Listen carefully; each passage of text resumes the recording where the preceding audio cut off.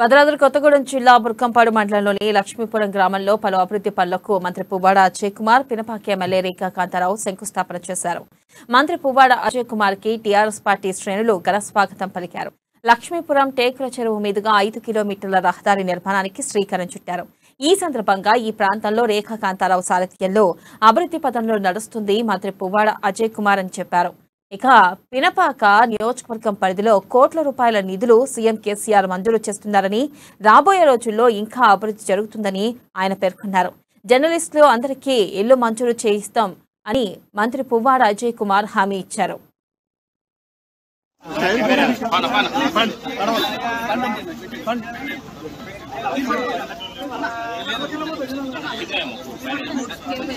₹100 కోట్ల ఎస్డిఎఫ్ నుంచి అలాగే 46 కోట్ల రూపాయలు మరి డిఎంఎఫ్టీ నిధుల నుంచి అనేక మరి ఫండ్స్ని అభివృద్ధి కార్యక్రమాలకు ఇవ్వడం జరిగింది.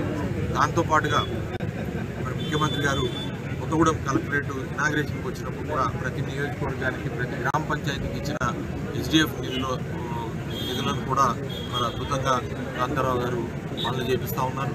దాంతోపాటుగా వివిధ మరి డిపార్ట్మెంట్స్ నుంచి కూడా వందలాది కోట్ల రూపాయలు మరి నిధులను తీసుకొని వచ్చి పినపాక కాన్స్టిట్యున్సీలో రూక్ అండ్ కార్నర్ని డెవలప్ చేశారు కాంతారావు.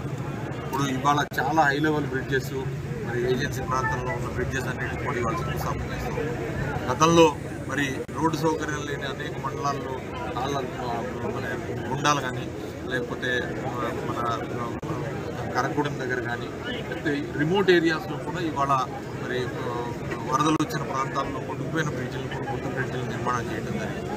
అట్లనే మరి వివిధ అభివృద్ధి కార్యక్రమాలు మరి ఈ తెలంగాణ ప్రభుత్వం రావడం వల్ల కేసీఆర్ గారి నాయకత్వంలో కేటీఆర్ గారి నాయకత్వంలో కాంతారావు గారు అభివృద్ధిలో